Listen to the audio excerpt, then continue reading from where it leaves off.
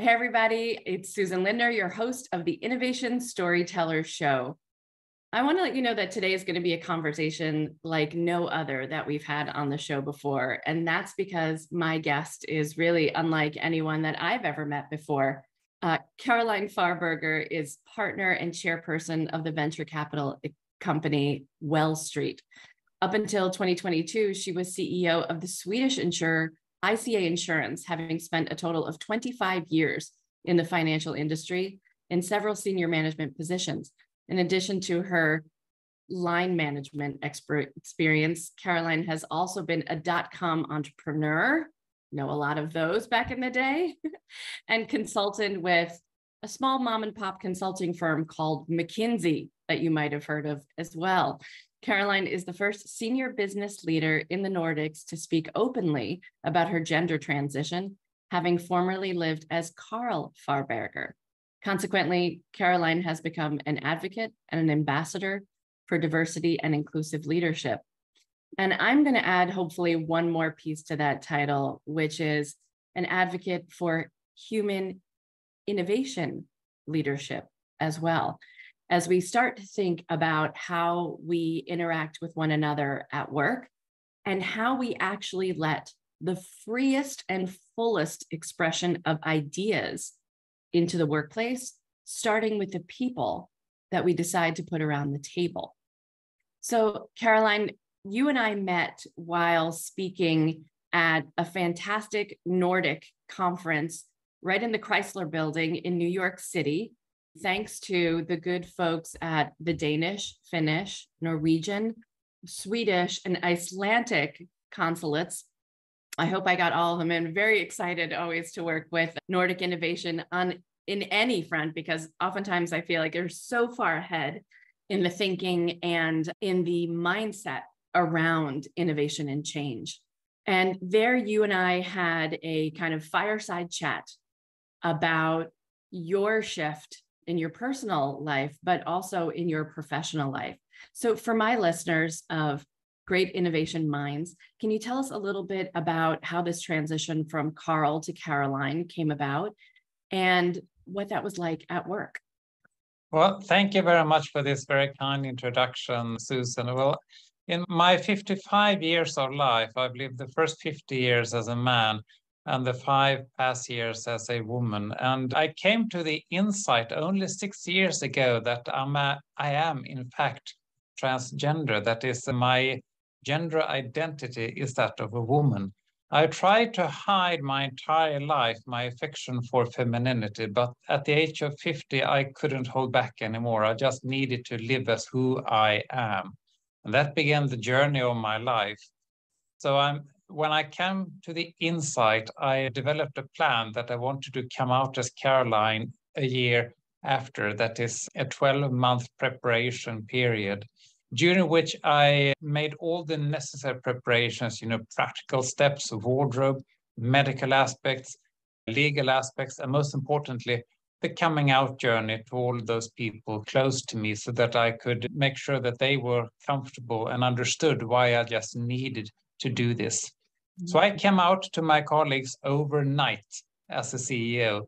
I went home from work as Carl at 5 p.m. a Thursday afternoon and came back to my work at 8 a.m. the following morning as Caroline. Wow. My executive team got 1 week notice and my staff got 1 day notice. You can imagine it was being talked about around the coffee machine that morning. Yes. So can we talk about that boardroom conversation for a moment? What was that with your fellow C-level executives? What was that conversation like? The conversation was to make them understand that I've harbored a feeling about that something was not quite right with how I presented myself to the world. I couldn't really figure it out, or rather, I didn't dare to figure it out because I had a feeling of what it might be.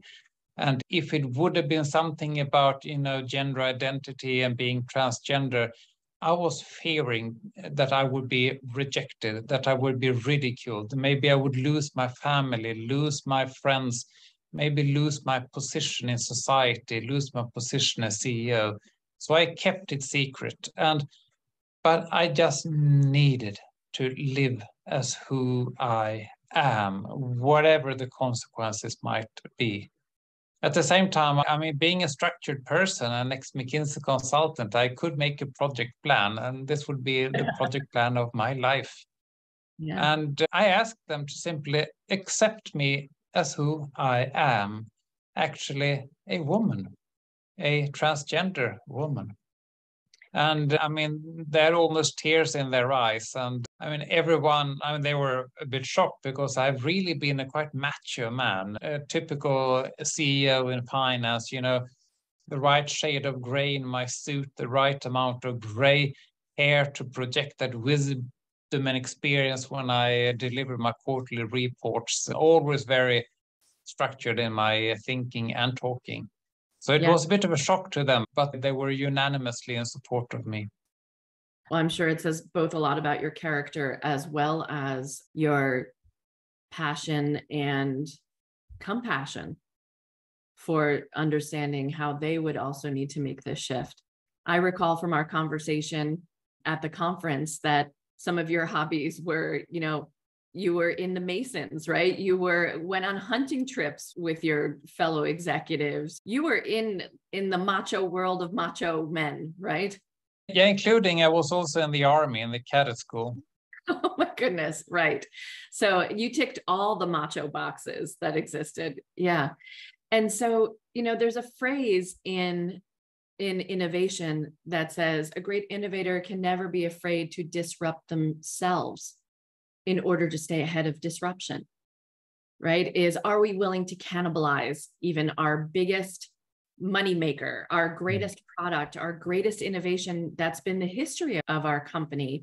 You know, GE deciding to sell off its light bulb business, right? HP deciding to look beyond printers and say, we're going to make laptops, or, you know, the decision to constantly reinvent oneself. But I think very few executives would would pose the question to themselves at such a dramatically personal level.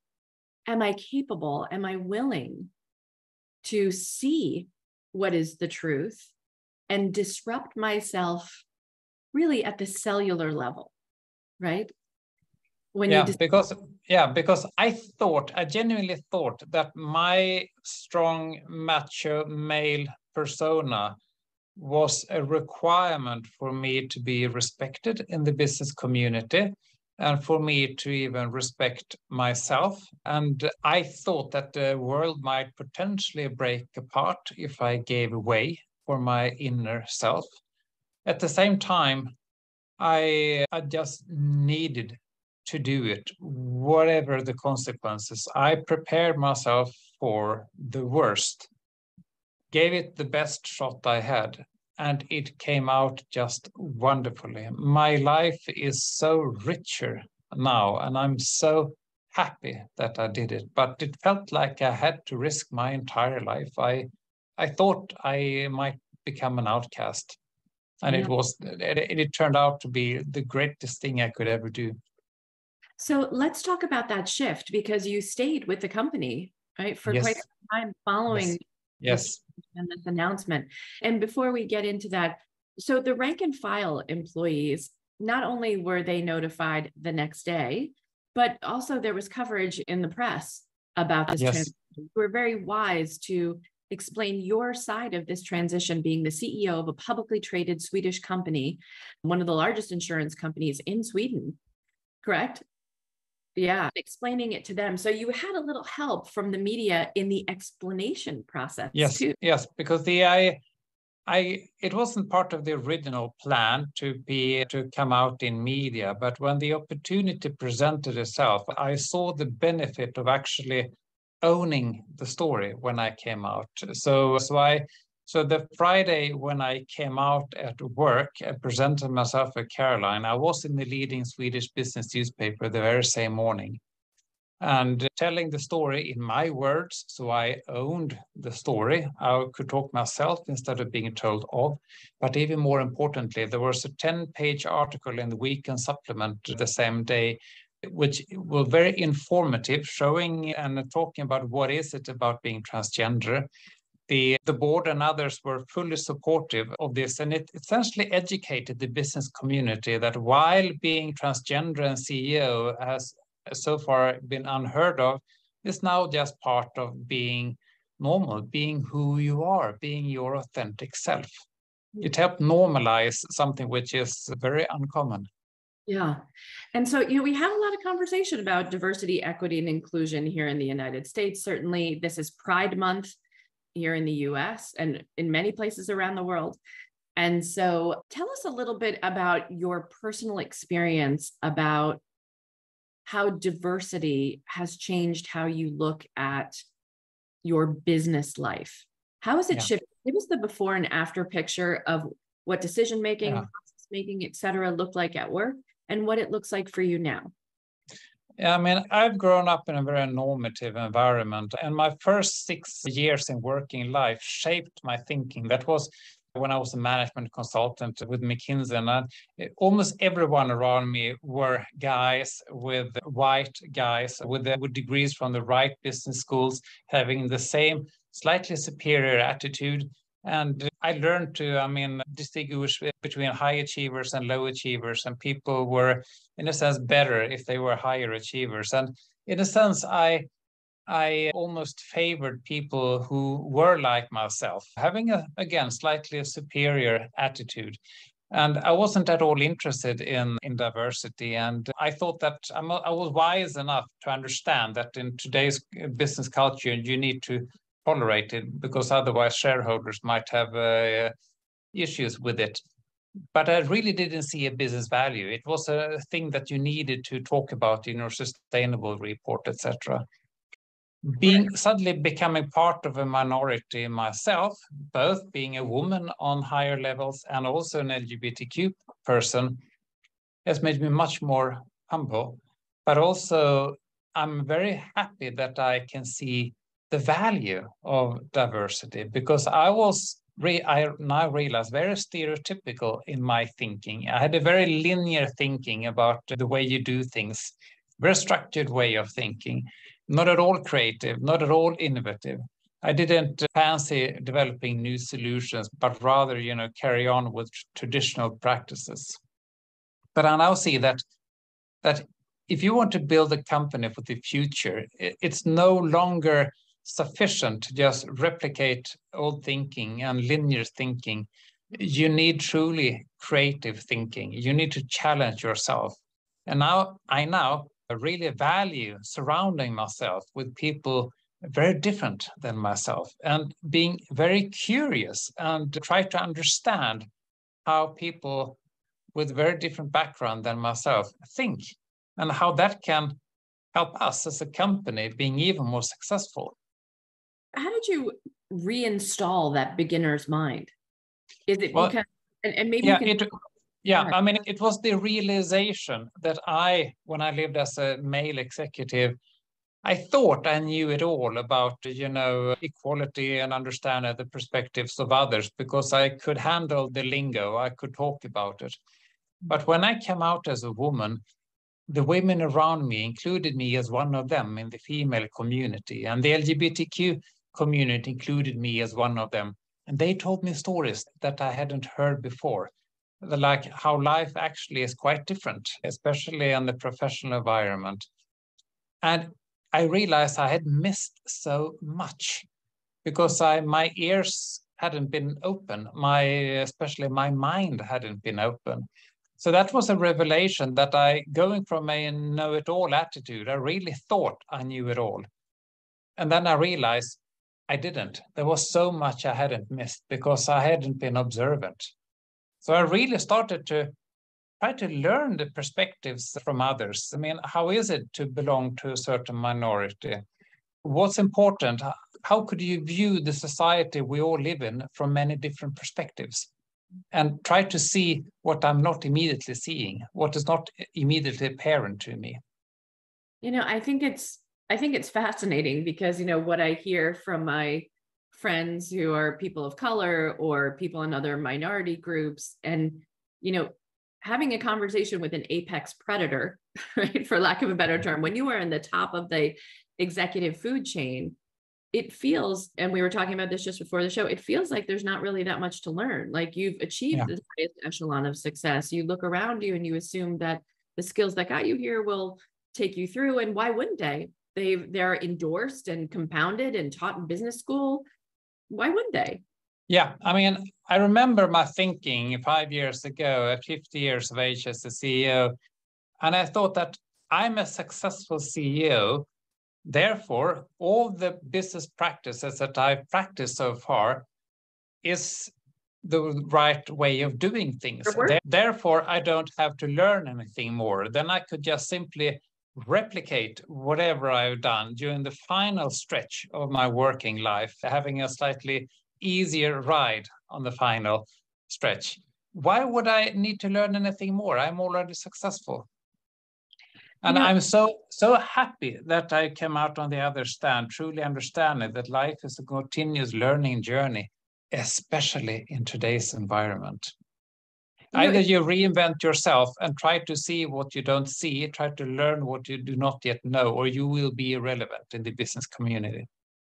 But it's fascinating, even just hearing the word replicate, because, so often we think, wow, we've put in so much effort for it's the women's movement, anti-segregation movements, right? Desegregation movements, rights for LGBTQIA folk. And yet, we ask ourselves, why is it so hard? And it's because we keep replicating, right? Yes, it is hard because you need to break away from what is immediately convenient. Because I realize now as a woman that the people I surrounded myself with socially were all of the same kind, white, straight males. It could have been the army, it could be my working life, it could be the hunting expedition, and most certainly the Freemasons, where I spent quite some considerable time.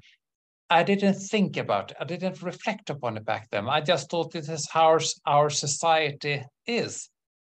But I now realize, no, this is not the way it need to be. That may be the way the society works for a great many, but it need not be that way. So whenever I have two conflicting invitations to events, I always choose the one where I'm most likely to meet people I do not yet know. And for example, only a month and a half ago, I, for the first time in my 55-year-old life, celebrated a religious event not belonging to the religion I've had in my whole life, that is Christianity. I was invited to a Muslim friend and celebrated the end of Ramadan. And it was a fabulous experience to just understand that actually, for real, there are people living in my society who do not fancy celebrating Christmas and Easter, which I thought was a given. But there are, in fact, people who play equal importance of very different celebrations. And just trying to understand that we can meet each other on a sidewalk, but have a very different perspective on what's important in life. Yeah. It's so funny because I'm in the process of writing a blog post and I was doing homework. I went to visit with a Swedish consulting firm called Innovation 360, and they're marvelous. And we were having a conversation about risk. And why is it that companies find it so challenging to overcome this risk aversion, even in innovation circles? And so I just want to share some of the statistics from this survey that I found so fascinating. The first was that 90% of corporate executives say that innovation is critical for their growth, and only 6% are satisfied with their organization's innovation efforts. So when they dug a little bit deeper, they asked them why that was. And so 78% of those executives say that they're making really substantial efforts to innovate, but only 10% of those same executives actually believe that they have the capability to execute on the vision that they're putting forward. And when they dug even further and said, why was that? 85% of these executives agreed that the biggest setbacks to innovation in the company itself were fear of criticism, fear of uncertainty, and fear of personal negative career impact. So it all comes down still to us as humans and our fear translating into a lack of faith in change. I can certainly relate to that. Having I've done my career in the executive world, and it's a paradox. You might hear from above that they expect that you as a business unit manager or CEO are expected to deliver creativity at the same time, but you need to meet the next quarterly numbers, and you need to meet the yearly plan, or else someone else will be sitting in your chair. But please be creative. And I've tried to explain that I'm happy to be creative and take some risks, but you must understand that there's a certain risk that I will not meet the quarterly numbers because the experiments might turn out bad. Well, you need to mitigate for that. So if you really want to have high creativity, you need to have an understanding that you will have a variance in financial results short term, because that's the very nature of experimentation. And not all systems, certainly not political corporate systems, accept that variance. You should always, ultimately, most bonuses in the corporate world are paid out for meeting and exceeding quarterly numbers. Yeah. So, there's so much conjecture about Apple's new, virtual reality glasses and the $3,500 price tag involved with that versus what Facebook's Meta is coming up with, a $500, right, new set of glasses, and saying, okay, where can we expect the revenue, right? Instantly, right? And how many of these glasses will work, and how many will fail, and how many lawsuits will be filed with people bumping into things as a result of wearing these glasses? But really innovative companies factor in spaces for failure. They factor in spaces for catching those people who fall as the experiment fails over and over again. We forget about the 10,000 tries of the light bulb. I had a fantastic experience going to the Picasso Museum in Paris, and looking at Picasso's art was one thing, but seeing the 121 sketches that Picasso made prior to completing the artwork from every conceivable vantage point, every new position on the side of the river, every time of day, thinking about where was the light quality the best, and where were the boats passing in front of the river. All of these are creative experiments that we understand, and we have no expectation of the painter getting compensated handsomely for all the sketches they throw away, right? Yeah. But in every new product or service, in every $1 million Picasso painting, are those 120 decisions that never made it. Yeah. And in a way, I can relate to that also from the venture capital world, which I'm nowadays involved in, where we have, in our case, 25 portfolio companies in our fund. And we all know that there's a likelihood that many of those will not be successful, but we work on all of them. And ultimately, there will be a few unicorns maybe. And we can't know that from beforehand, but we need to nurture every single company to the best of our abilities. And the more diversity we have among those, the better. And for example, when we invest in entrepreneurs, we almost always require them to have a diverse leadership team, because then we know that the likelihood of them being truly innovative is very high. So that you don't get stuck in old thinking, having homogeneous founder teams of, we were friends at business schools thinking alike. That's not a great recipe for success. Efficient short-term, yes. Long-term prospects, no, not so much. Yeah, I love that distinction you made. There are no speed bumps, right? When you are hiring and talking to people who are exactly like you. It is fast, it's progressive, it moves quickly, and yet it doesn't take into account so many other opportunities that could have been lost along the way.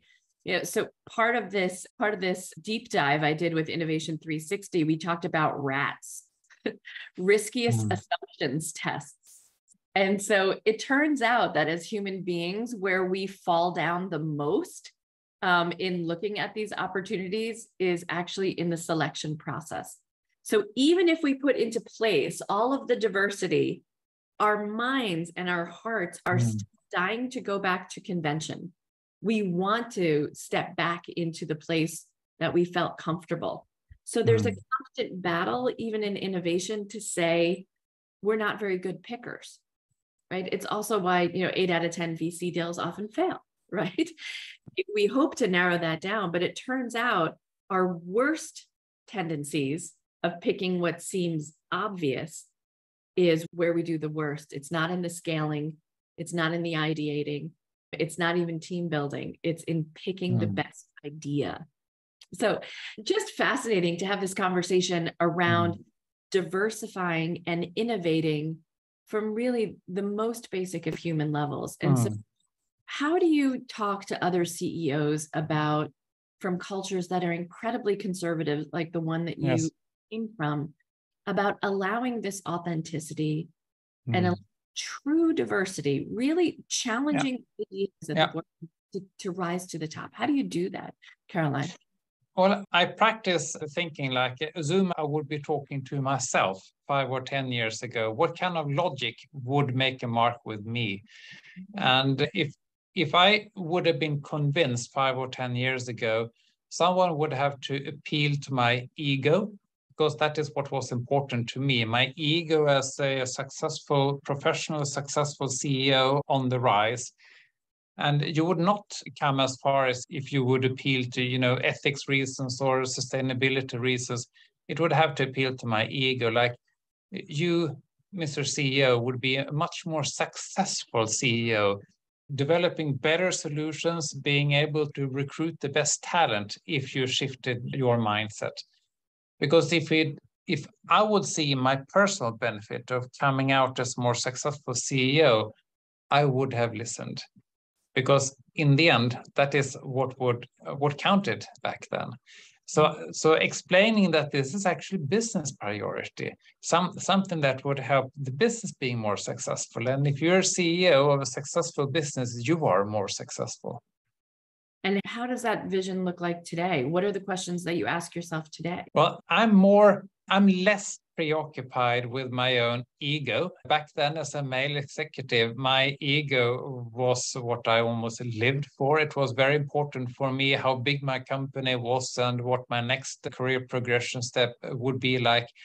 More for me being proud of myself, because men in the corporate world like to compare each other and compare everything that can be compared and measured. And whereas I now am so less interested in comparing, but more preoccupied with, what impact can I make? What positive contribution can I make? And the judge is myself in my conscience.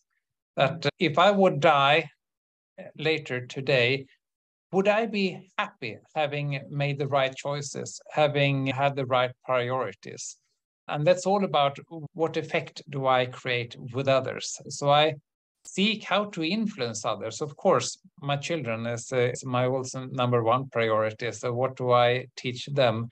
But also the people around me. How can I project the values I have, the learnings I have for the benefit of others, and to some extent to the benefit of the wider community, rather than to boost my own ego, which was so important back then. Is it also a factor of age, right? We get to a certain point and we look at legacy. Like it might have been very challenging for you to think about your impact on the community at 28. Yes, very much so. But again, it was catapulted by when I sort of jumped the fence and became part of a minority. It was an extremely humbling experience, being suddenly level-headed with many other minorities and understanding their point of view, and truly understanding the value of the diversity we have around us. And we all know diversity is a fact. Just have a look at the society we live in and what people are walking on the sidewalks. It is a diversity, but how can we embrace that? How can we benefit from that? It requires an effort from everyone, not only those belonging to a minority, but most importantly, those who belong to the norm. How can we open our minds? So I know you've been asked this question before, but how do you see your privilege in arriving to this highest status, in the corporate world? And what do you think about how you could have gotten there if you were born a woman? Yeah, I realize now that I had a certain set of privileges, being a white, straight male. Back then, I genuinely thought that everyone had the same chance of reaching corporate success because, again, I mean, all big employers have nicely written HR policies which state that everyone is equal. Therefore, I thought that was also the case. But what I lacked were the social norms that benefited me from being a white, straight male. I mean, the strength of the networks, the unwritten rules that govern corporate life. I now realize that if I would have lived my entire life as a woman, I may not have reached my position as CEO. If I would have done so, it would have come at a much higher sacrifice. And I'm not sure I would have thought it was worth it. And that's what I hear from many women who somehow drop off from the corporate ladder. Is seldomly a particular incident that is the cause for the drop-off, but rather feeling that swimming against the tide or running against the wind, somehow mysteriously, it seems to go faster for those belonging to the norm, the white, straight guys. It's no longer a mystery for me because for me, those social structures are so visible. Fascinating. So now it's time for me to ask you the question that I ask all of the guests on my show, our 3 hot seat questions. So what do you believe is the greatest innovation of all time? Wow, the greatest innovation of all time. Or there may be a couple. There may be a couple. I mean, it would be the concept of written language, because then we could transfer knowledge and capture knowledge in a way we otherwise would not have been able to do. Electricity, which is absolutely essential for communicating and for so many other things. And yeah, I would say those 2. Right. So we're here to dispel the notion that innovation takes place by one guy in the world, whether it's the myth of the genius, right, that changes everything. What innovation team would you have liked to have been on, given the opportunity? The innovation team. I mean, it would have been, I mean, again, I'm an electrical engineer by education. See, it would have been something around computers, something around semiconductor development, being the microprocessor development. I'm not sure which company developed the first microprocessor, but that's where I would have been. Yeah, it was the team at Texas Instruments, right? That really began. It could have been. Then being an electrical engineer, that's where I would like to have been. Yeah, well, you'd be certainly in the best possible position today, right? Working in semiconductors. And my last question is, what is something that annoys you or something that you simply wished for the benefit of humanity existed that has not yet been innovated, that has not yet been invented? What would you love to see that isn't here yet? Something that annoys me, I'm not so much into sort of practical things. It's more things like why I still have vanity, while I still have affections for prestige, etc., while I shouldn't have it, while I would like to be, free from it. But I know that the solution is an inner journey in myself. And what I would like to see is, I have children who have special needs, and I would just see that we had a schooling system that is capable of handling children exactly on their own terms, not trying to force everyone through the same kind of system. Amen. Amen. My friends and I talk about this often. Caroline Farberger, thank you so much for joining me today on this really important and really fascinating discussion about human innovation on the show today. Thank you so much. Where can people get in touch with you if they want to bring you in to speak to their wonderful companies, if they want to learn how they can get some funding from your fantastic venture capital fund? Where can they connect? Well, Caroline Farberger on LinkedIn is, I respond to all messages. I have a professional homepage, carolinefarberger.com. Both of those work well. Fantastic. Caroline, thank you so much for joining me on the show today. Happy to be here.